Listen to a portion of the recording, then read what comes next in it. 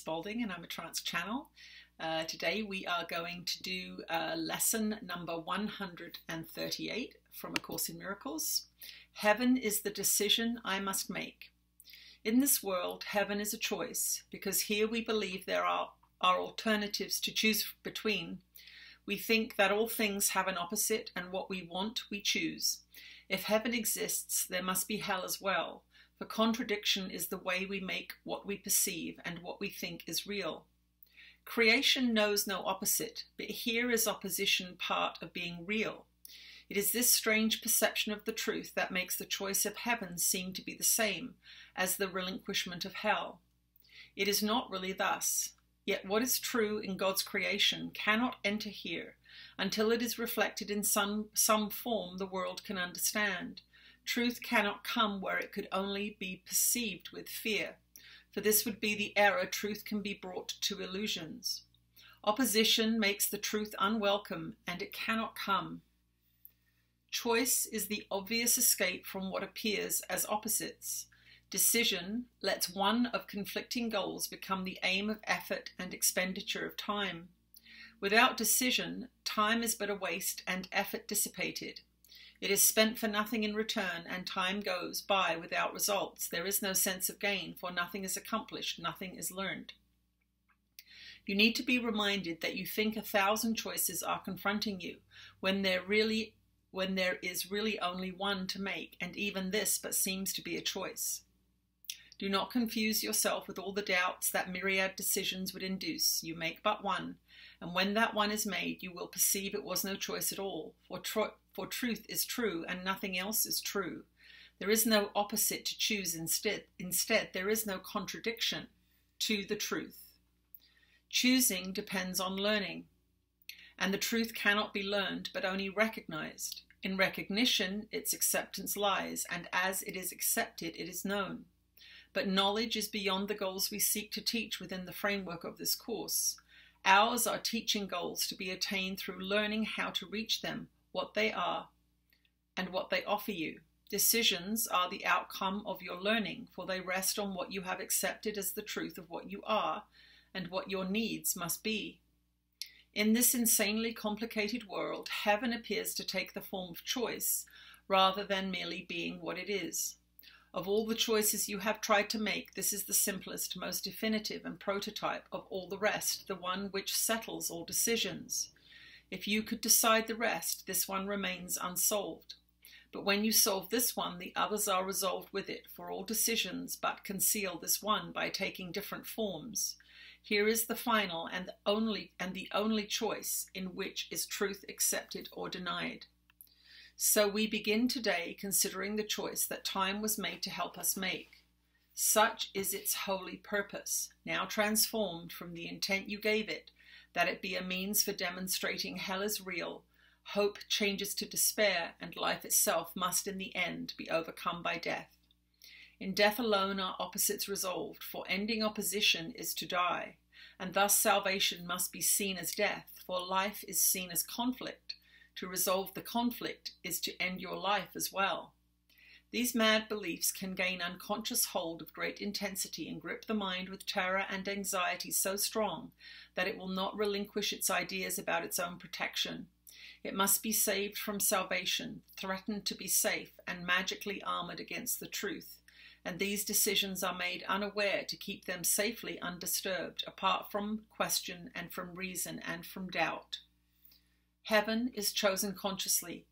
The choice cannot be made until alternatives are accurately seen and understood. All that is veiled in shadows must be raised to understanding, to be judged again, this time with heaven's help. And all mistakes in judgment that the mind had made before are open to correction, as the truth dismisses them as causeless.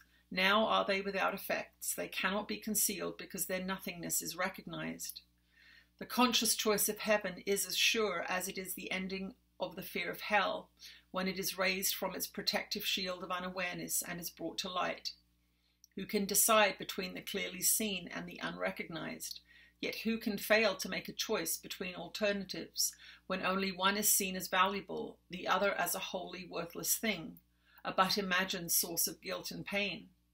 Who hesitates to make a choice like this? And shall we hesitate to choose today? We make the choice for heaven as we wake and spend 5 minutes making sure that we have made the one decision that is sane.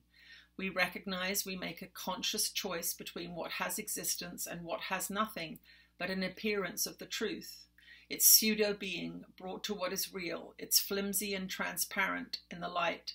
It holds no terror now, for what was made enormous, vengeful, pitiless, and with hate demands obscurity for fear to be invested there. Now it is recognized as but a foolish, trivial mistake. Before we close our eyes in sleep tonight, we reaffirm the choice that we have made each hour in between, and now we give the last 5 minutes of our waking day to the decision with which we awoke. As every hour passed, we have declared our choice again in a brief, quiet time devoted to maintaining sanity, and finally we close the day with this acknowledging: we choose but what we want. Heaven is the decision I must make. I make it now, and I will not change my mind, because it is the only thing I want. And that is our lesson for today, lesson number 138. Heaven is the decision I must make. Let's see what Jesus has to say today.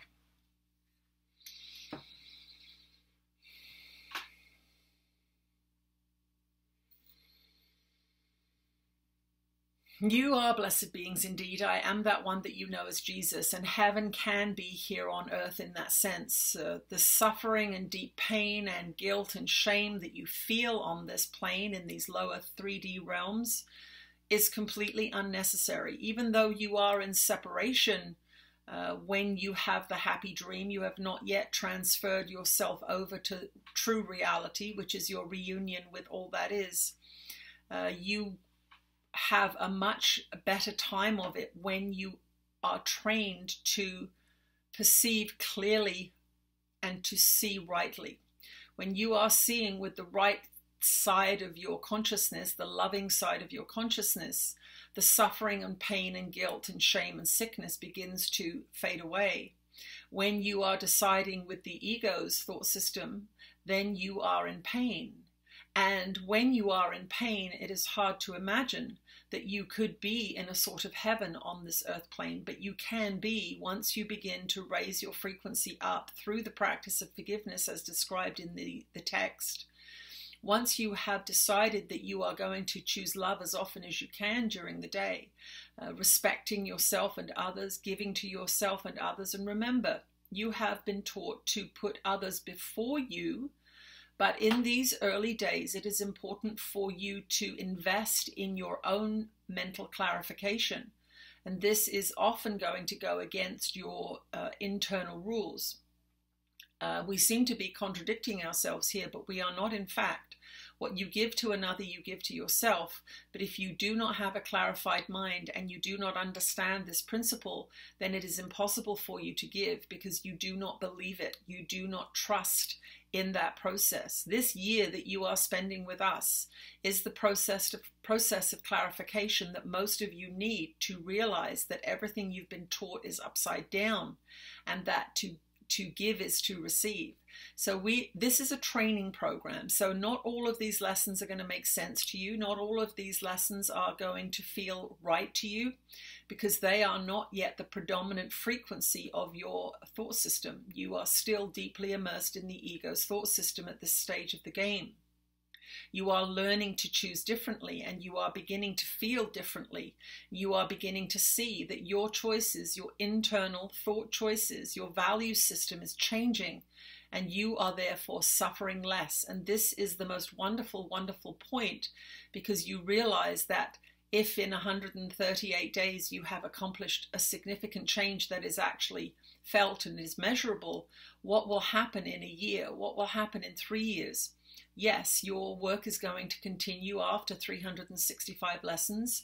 You are then going to practice forgiveness. You are then going to use these lessons as your thoughts. You are going to ruminate less on things and have these kinds of statements as your internal dialogue. And when you begin to have the lessons of A Course in Miracles as your internal dialogue, rather than the endless ruminations of fear, judgment, hate, and guilt that brought you to this place, you will lead a different life indeed, and it will seem as if heaven is on earth compared to the deep suffering that you used to experience. I am that one that you know as Jesus, and I will see you again tomorrow.